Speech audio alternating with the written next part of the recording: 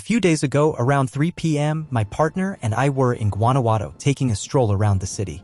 We decided to take a break next to the Basilica of Our Lady of Guanajuato. Anyone familiar with this beautiful city knows that there is much more beyond the Callejón del Beso, the Museum of the Mummies, or the iconic Praça de la Olla. Among the charming streets of the downtown area, there are steep climbs that, for people like me, unaccustomed to such exertion, can be quite tiring. I have a special fondness for this church, especially for its peculiar mustard yellow facade. Additionally, it seems that several scenes from the movie El Analfabito, starring Cantinflas, were filmed there, including the one where he gives alms to a beggar while following the young protagonist.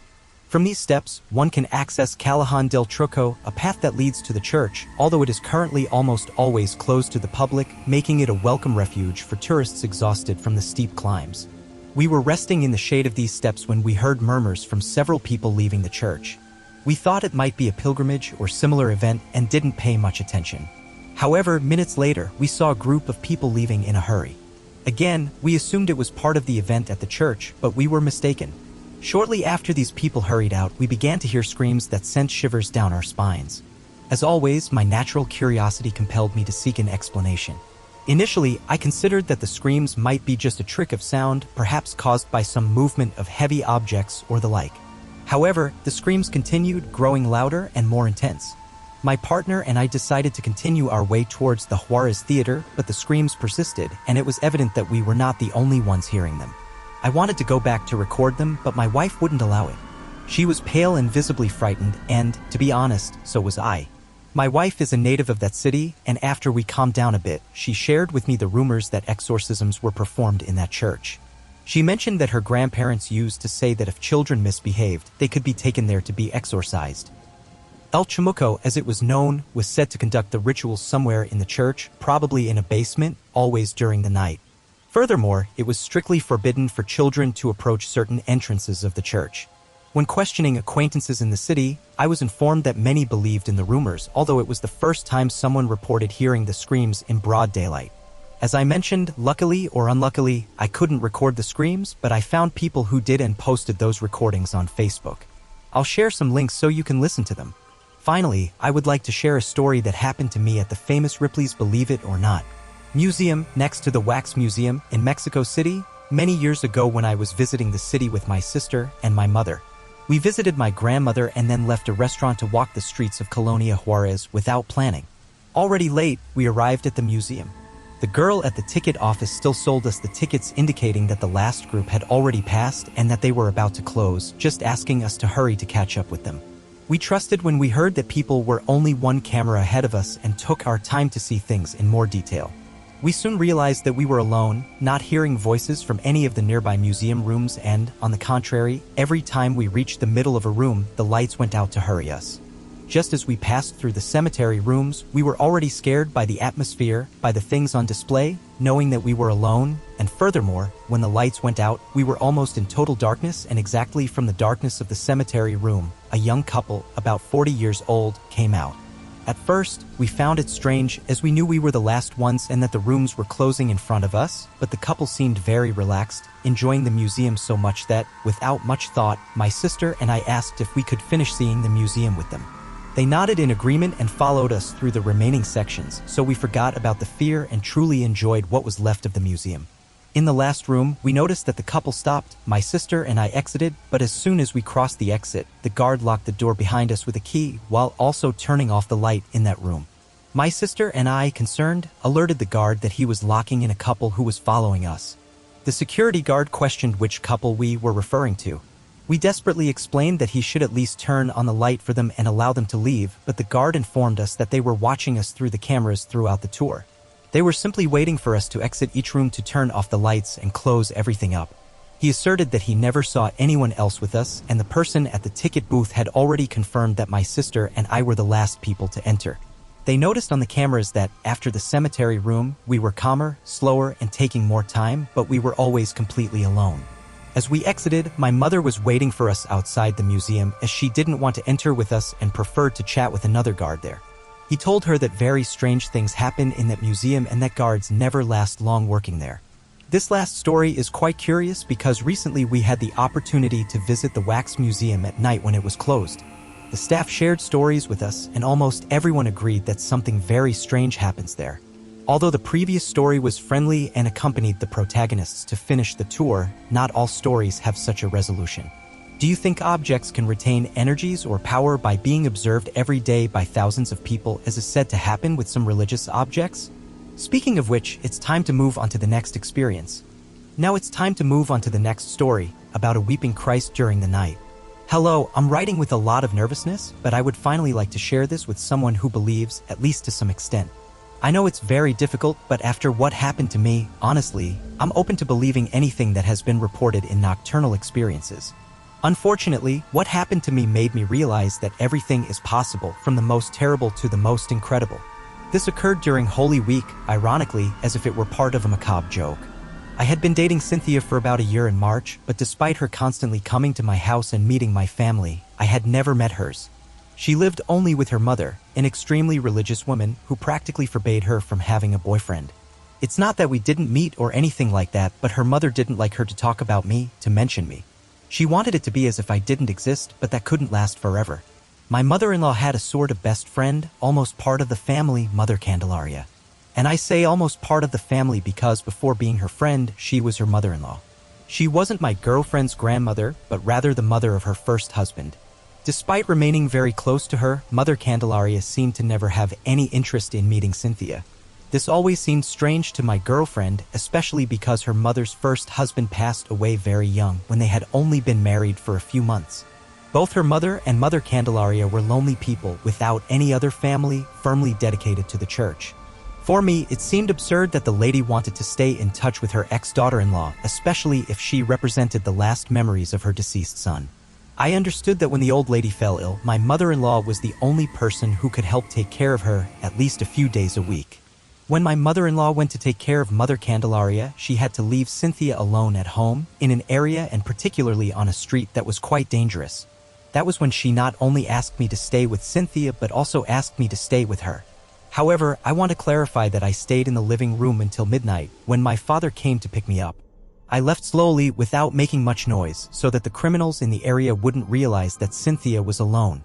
A few weeks later, Mother Candelaria got worse and had to be hospitalized, but she earnestly asked my mother-in-law not to leave her house alone, to please take care of her plants and her birds so they wouldn't die in her absence. My mother-in-law promised to take care of everything, reassuring her not to worry just before the lady lost consciousness. But the reality was that between work and having to go to the hospital to visit her, it would be impossible to keep her promise. The only way out she had was to ask Cynthia to come there, to her workplace. It was exactly the same distance from either of the two houses, so she wouldn't have to worry about leaving her alone. Or leaving her with me. And I felt that the first night was passing quite normally. She was alone, at least that's what I thought. We messaged as usual throughout the afternoon, but around 10, she called me, which I found very strange because we never did that. We never talked on the phone. Nevertheless, I answered and talked to her because something very strange had happened an hour ago. Did you hear it? Or am I imagining it? She asked if I had heard something similar, but I didn't hear anything. I started to notice that every time we were about to hang up, she would find any excuse to keep talking, until I asked if everything was okay. She didn't want to tell me anything, just mentioned that she felt something in her chest, an anxiety, a feeling that there was someone else in the house. I asked if she wanted me to come over, but she said those were just her thoughts, that the house was perfectly locked and there was no way for anyone to enter. So we kept talking until midnight when she finally fell asleep. The next day, a friend stayed with her. However, she got up in the early hours while Cynthia was still sleeping. She woke up at some point and, upon seeing that her friend wasn't there, got worried and searched for her throughout the house. Her friend had fallen asleep in the living room, on the floor, and they talked in the morning. Her friend didn't want to answer why she had left the bed, why she had left the room, or why she decided to sleep there. She didn't say anything, just left early, even though she had promised to spend the next day there, on Saturday. Later, through messages, she informed that she wouldn't accompany her anymore, apologizing. And when she told me, I made one of the worst mistakes of my life, saying that I would stay with her. Cynthia was about to tell her mother that she couldn't stay anymore, but I convinced her to stay there to help in these difficult moments, although I suspected that deep down, she was just looking for reasons not to stay at the location. I said I would stay in the living room and that everything would be fine. I arrived there on that Saturday night. It was the first time I was there. The area was much quieter than Cynthia's house, but you could still hear some parties around, music in the distance. But as soon as we entered the house, all of that suddenly disappeared. Cynthia told me it was like that there, that you couldn't hear anything, and it was true. It actually reminded me of the feeling in radio booths when you don't hear any echo. I also noticed a smell of old perfume, something I remembered from an older aunt's house, but this time it was more pungent, like concentrated alcohol. The windows had locks that we couldn't open, so we would have to endure that too. I helped Cynthia feed the birds and water the plants in the garden, and then we went inside for dinner. Did you hear something very strange coming from the back rooms? I asked, startled. Suddenly, her eyes widened, like I had never seen before. Yes, you heard it, she said, surprised, but then she tried to run out of the house, but I caught her. I asked what was going on. She said she was imagining things, or at least she thought she was, particularly a voice coming from the room where she didn't go, Mother Candelaria's room. The first time she heard it was when she peeked, but she saw something horrible, a huge wooden crucifix hanging on a wall across from the bed. She said in the darkness she thought she saw the crucifix turn its head towards her, as if it had caught someone's attention to open the door. The thing is, it wasn't the first time she had hallucinations like that, seeing things that weren't there, but for that, she took her medication. At that moment, I wanted to be the voice of reason and say that surely everything had an explanation, that I would sleep with her on the floor, that she shouldn't worry about it, and finally, she trusted me. I lent her my noise-canceling headphones so she could listen to sleep sounds and forget what was happening outside, and I arranged a blanket and a pillow next to the door, on the floor. It didn't take long for me to fall asleep. Cynthia, I heard someone get up, but when I got up to see, she was still sleeping. This time, I was certain of what I heard. I started shaking a lot, like never before. I left the room unable to believe what was happening. Everything was dark and I didn't dare turn on the light. I walked very slowly, taking several seconds for each step, until I reached the door of Mother Candelaria's room. To my surprise, it was slightly ajar, and without thinking, as if possessed by my curiosity, I approached. Something inside me wanted to believe that I was also hallucinating, that something in that house, in that horrible perfume that was in the air, was harming us, making us see things that weren't there. I thought I saw, and I emphasized that I thought because it was very dark, but I thought I saw something standing on the bed with its arms outstretched in the position of a crucifix. It looked like a naked person. Without making the slightest noise, I returned to the room where Cynthia was, ordered a taxi, and when I was already outside, I woke her up, said we had to get out of there. We spent the night at my house for several days. Cynthia crossed the city to water the plants and feed the birds every day until Mother Candelaria finally died. No one knew what would happen to that house, but before any legal dispute arose, Cynthia's mother gave the plants and birds to the neighbors so they wouldn't die. She locked the house, and until now, as far as I know, it remains intact. No one claimed it, no one entered. The situation served to, at least, start talking to me. My mother-in-law thanked me for what I did for Cynthia, and now I can go to her house. Now we have a more normal relationship. But recently, during a dinner, we remembered that house, we remembered those days.